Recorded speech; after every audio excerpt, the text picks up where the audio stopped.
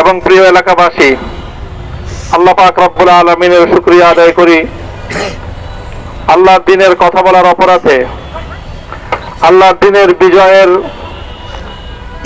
ঝান্ডা এবং কেতন উড্ডীন করার প্রত্যয় ব্যক্ত করার অপরাধে, আল্লাহর জমিনে আল্লাহর দ্বীন প্রতিষ্ঠার আন্দোলনের অপরাধে আমরা অনেক ভাই কারারুদ্ধ হয়েছিলাম। পর্যায়ক্রমে সকলেই আলহামদুলিল্লাহ জিন্দানখানার লৌহ প্রাচীর ভেদ করে মুক্ত জীবনে ফিরে এসেছেন। সর্বশেষ আজ আমার মুক্তির মধ্য দিয়ে 2021 সালে হেফাজতে ইসলাম বাংলাদেশ এবং এদেশের আলেম সমাজের উপর ইতিহাসের অন্যতম এক গভীর ষড়যন্ত্র এবং চক্রান্ত নির্যাতনের যে স্টিমগুলার পরিচালনা করা হয়েছিল, তার আজকে একটি প্রাথমিক অধ্যায়ের পরিসমাপ্তি ঘটল। আমরা স্পষ্ট ভাষায় বলতে চাই, আমাদের উপর জুলুম করা হয়েছে, আমরা নির্যাতিত, অন্যায়ভাবে আমাদেরকে কারারুদ্ধ করা হয়েছে, বুলেটের আঘাতে আমাদের ভাইদেরকে হত্যা করা হয়েছে। আমরা যখন আমাদের সন্তানদের লাশ এবং তাদের রক্তমাখা বুলেট বিদ্ধ সেই মরদেহকে সামনে রেখে আমরা যখন আমাদের ন্যূনতম প্রতিবাদটুকু উচ্চারণ করতে গিয়েছি, তখন আমাদেরকে কারারুদ্ধ করা হয়েছে, আমাদেরকে নানাভাবে নিষ্পেষণ করা হয়েছে, আমাদেরকে জনগণ থেকে বিচ্ছিন্ন করার সব ধরনের অপচেষ্টা চালানো হয়েছে। আমি আজ এই মুহূর্তে আমার এই মুক্তি উপলক্ষে আমি বলতে চাই, আমাদের উপর জুলুম করা হয়েছে, এটাকে আমরা সহ্য করে নিলাম। আমাদের ভাইদেরকে হত্যা করা হয়েছে, সেটাও সহ্য করে নিলাম। আমরা আমার সন্তানের লাশ কাঁধে তুলে নিয়েছি, সেটাকেও আমি হাসি মুখে বরণ করে নিলাম। আমাদেরকে অপমান এবং লাঞ্ছনার সব ধরনের ষড়যন্ত্রের সম্মুখীন হতে হয়েছে, সেটাও আমরা হাসি মুখে বরণ করে নিয়েছি। কিন্তু আল্লাহর জমিনে আল্লাহ এবং তার রাসূলের কোন সম্মান এক মুহূর্তের জন্য আমরা বরদাস্ত করে নেব না। আমরা আমাদের সর্বোচ্চ ত্যাগ এবং কোরবানি স্বীকার করতে প্রস্তুত রয়েছি, জীবন দিতে প্রস্তুত রয়েছি। আল্লাহর জমিনে আল্লাহর দ্বীনের ঝান্ডা সমুন্নত করেই আমাদের যাত্রা থামবে ইনশাআল্লাহ। হয়তো শাহাদাত, নয়তো খেলাফত ইনশাআল্লাহ।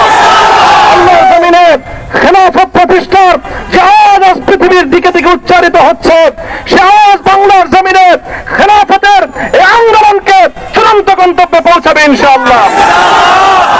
আমি বাংলাদেশের আলেম সমাজ, হেফাজতে ইসলাম বাংলাদেশ সহ বাংলাদেশ খেলাফত মজলিস সহ সকল ভ্রাতৃপ্রতিম সংগঠন, সকল ধর্মপ্রাণ ইসলামপন্থী বিভিন্ন ছোটখাটো মতবিরোধ মত পার্থক্যের ঊর্ধ্বে উঠে যারা এলায়ে কালিমাতুল্লাহর এই এক বাণীতে বিশ্বাসী, আল্লাহর জমিনে আল্লাহর দ্বীন কায়েম করতে চাই, আমাদের তাআলাউ ইলা কালিমাতিন সাওয়াইন বাইনানা ওয়া বাইনাকুম এই এক মন্ত্রে উজ্জীবিত হয়ে আল্লাহর দ্বীনের ঝান্ডা সমুন্নত করবার এই আন্দোলন এবং সংগ্রামে আমি নিজেকে উৎসর্গ করার ঘোষণা করছি।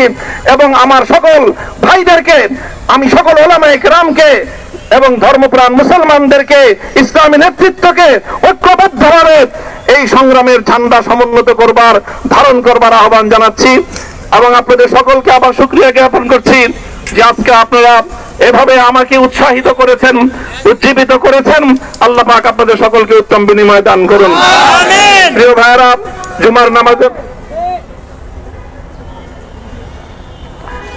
জুমার নামাজের একেবারে ঠিক আগ মুহূর্ত, এখন সব মসজিদগুলোতে জুমার প্রস্তুতি চলছে।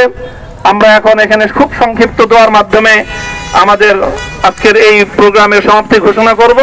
এরপরে ইনশাআল্লাহ প্রত্যেকে সুশৃঙ্খল ভাবে যার যার জায়গা মতো বা আশেপাশের মসজিদগুলোতে গিয়ে আপনারা জুমার নামাজ আদায় করবেন। আমি আবারও বলছি, আমি আমার আলোচনার শুরুতে কোরআনে পাকের সেই আয়াতটুকু তেলাওয়াত করেছিলাম, হযরত ইউসুফ আলাইহিস সালাতু ওয়াস সালাম কারামুক্তি এবং প্রকৃত যারা অন্যায়কারী ছিল সেই অন্যায়কারীদের স্বরূপ ওনার সামনে উন্মোচিত হয়ে যাওয়ার পর জাতির সামনে তাদের স্বরূপ উন্মোচিত হয়ে যাওয়ার পর তিনি যে কথা বলেছিলেন, আমিও নবী ইউসুফ আলাইহিস সালাতু ওয়াস সালামের অনুসারী হিসাবে তার সুরে সুর মিলিয়ে কণ্ঠে কণ্ঠ মিলিয়ে কথাই বলতে চাই, লা তাসরিবা আলাইকুমুল ইয়াউম, ব্যক্তিগত আক্রোশের প্রতিশোধ আমরা কারো কাছ থেকে গ্রহণ করব না। সকলকে আহ্বান জানাই, মাদ্রাসা, স্কুল, কলেজ, ভার্সিটি কোন শিক্ষা ব্যবস্থার ছাত্রদের মধ্যে বিভেদ করার নীতিতে মামুনুল হক বিশ্বাস করে না। আসো, স্কুলের ছাত্র আসো, আমার মাদ্রাসার ছাত্র পাশে দাঁড়াও, কলেজ থেকে আসো, ভার্সিটি থেকে আসো, তোমরা হাতে হাত মিলাও, ইনশাআল্লাহ দেশের স্বাধীনতা অক্ষুণ্ণ থাকবে।